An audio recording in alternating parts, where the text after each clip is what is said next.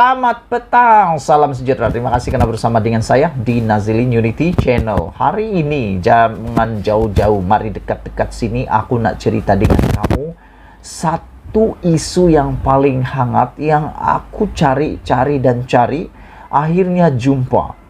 Aku sangat bersetuju dengan pendapat Profesor Emeritus Datu Zainal Kling berkata, yang mengatakan bahwa kemenangan UMNO dan BN di beberapa PRK dan PRN tidak boleh menjadi ukuran sebenar kekuatan parti tersebut, yaitu parti UMNO dan Barisan Nasional. Dan lebih menarik lagi, Profesor Emeritus Datuk Zainal Kling juga mengatakan PRU 15 pasti milik UMNO jika Zahid dan Najib bersara, kata penganalisis politik. Apa pendapat kamu semua tentang isu yang hangat kali ini? Aku sangat gembira jumpa isu ini untuk diulas. Karena memang aku sangat berminat dan aku punya pendapat pun sama dengan apa yang dikatakan penganalisis ini. Saya bukan penganalisis, saya hanya pemerhati politik. Tapi sedang belajar untuk menganalisis politik. Pada pendapat saya, memang ada kebenaran. Boleh kata 98% kebenarannya iya. Sekiranya Najib dan Zahid cepat-cepat bersara, letak jawatan dalam UMNO maupun Barisan Nasional, saya pikir PRU 15 pasti milik UMNO dan milik Barisan Nasional.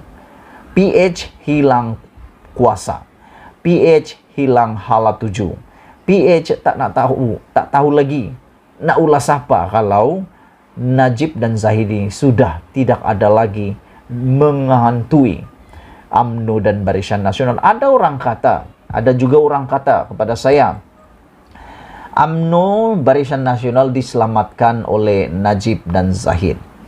Memang ada kebenaran di situ. Tapi sebenarnya pada pendapat saya tidak juga 100% diselamatkan oleh Zahid dan Najib. Karena yang menyelamatkan itu sebenarnya adalah langkah-langkah yang kita katakan langkah katak, langkah syaiton, langkah syaiton. Semua langkah-langkah inilah yang menyelamatkan UMNO BN. Bukannya kekuatannya sendiri. Karena itu pendapat saya.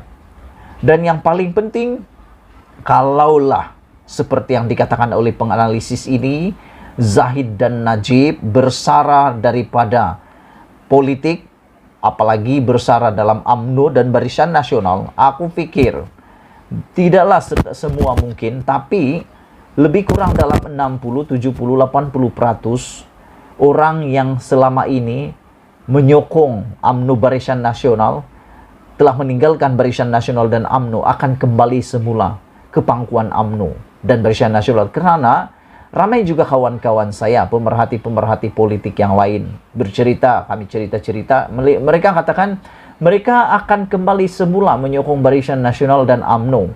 Ramai daripada 10 rakan yang aku cerita-cerita punya cerita, daripada 10 itu 9 mengatakan aku akan kembali semula menyokong Barisan Nasional dan UMNO sekiranya Zahid dan Najib ini bersara.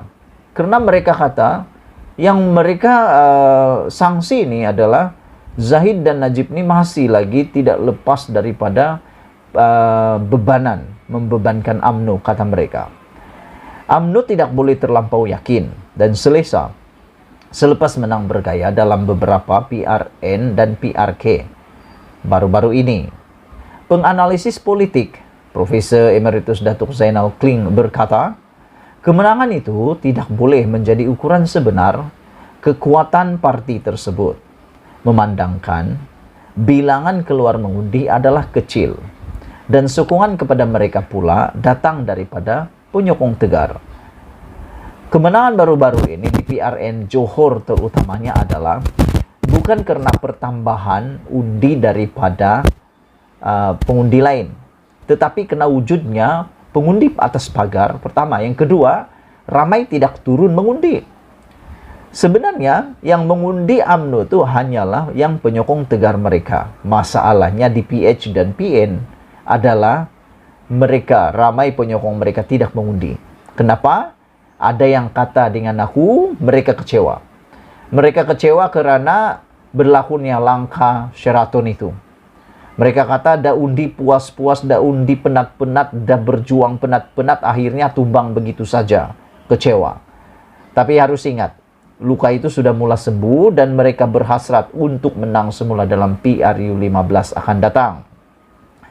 Bagaimanapun, beliau pendapat, yaitu Profesor Emeritus berpendapat, UMNO tetap mampu memenangi pilihan raya umum PRU 15. Malah mungkin menang besar sekiranya Datuk Seri Ahmad Zahid Hamidi dan Najib Tun Razak bersedia bersara dari politik.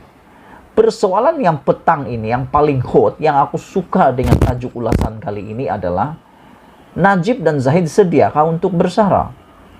Kalau mereka bersara, mereka nak jadi apa? Terutamanya Najib, kalau dia bersara, masih adakah auranya untuk memenangi semua tuduhan di mahkamah? Begitu juga Zahid. Dan ada orang kata aura Najib itu masih kuat di dalam UMNO Barisan Nasional. Jadi kalau Zahid dan Najib letak jawatan atau bersara, adakah aura di dalam Barisan Nasional UMNO itu akan berkurangan? Pada pendapat saya, tidak. Aura makin kuat. Kalau Zahid dan Najib bersara daripada UMNO dan Barisan Nasional, aku pikir UMNO dan Barisan Nasional bahkan besarnya aura lagi. Kerana mereka sudah kehilangan ataupun beban mereka untuk mempertahankan maupun menjawab tuduhan-tuduhan berkaitan Najib dan Zahid Hamidi sudah boleh dikatakan tiada. Selagi ada pemimpin yang mempunyai masalah mahkamah dan terpalit dengan isu rasuah, UMNO dan Barisan Nasional tidak mampu mencapai matlamat kebenaran sepenuhnya, kata Profesor Emeritus ini. Selagi masalah itu ada, mungkin ada pengundi golongan muda, ramai mengundi nanti. Kita tidak tahu hati pengundi muda. Mungkin golongan ini menolak UMNO kerana ada masalah seperti itu, pemimpin yang rasuah, katanya. Aku setuju dengan kata-katanya ini. Orang-orang yang veteran ini, yang sudah berusia, penyokong tegar UMNO yang sudah berusia, mereka nih memang tegar. Apa jadi pun jadilah. Yang penting mereka sokong UMNO. Siapapun orang yang dicalonkan, mereka tetap sokong. Berbanding dengan pengundi muda ini, terutamanya undi 18 dan juga undi yang mana umur mereka masih lagi dalam lingkungan 30, enggak 40, memang mereka akan memilih untuk memilih integriti. Kemenangan itu mungkin akan ada, tetapi barangkali tidak seluas dicapai kalau tidak dibersihkan dalaman UMNO, katanya lagi. Tambah beliau, pembersihan dalam UMNO tidak dapat dilaksanakan selagi tiada pemilihan parti selepas ia membuat keputusan menangguhkan pemilihan selepas PRU 15. Justru beliau pun pendapat adalah lebih baik pemimpin itu sendiri menarik diri dan tidak menawarkan diri bertanding sebagai calon dalam PRU 15. Saya percaya, katanya, UMNO dan BN mempunyai kekuatan organisasi yang menyeluruh dan meluas sehingga ke peringkat akar umbi. Keupayaan UMNO sebagai sebuah organisasi untuk menggerakkan kempen ke akar umbi lebih baik berbanding parti lain. Parti Pribumi Bersatu Malaysia Bersatu, Parti Keadilan Rakyat PKR, mahu malah Pakatan Harapan PH sekalipun tidak meluas akar umbi seperti UMNO, katanya.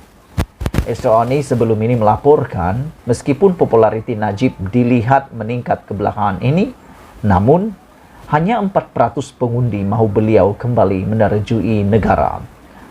Maklumat itu dikongsi Naib Presiden Parti Keadilan Rakyat PKR Rafizi Ramli yang mendakwa data berkenaan merupakan dapatan kajian yang dilakukan pada akhir Februari lepas.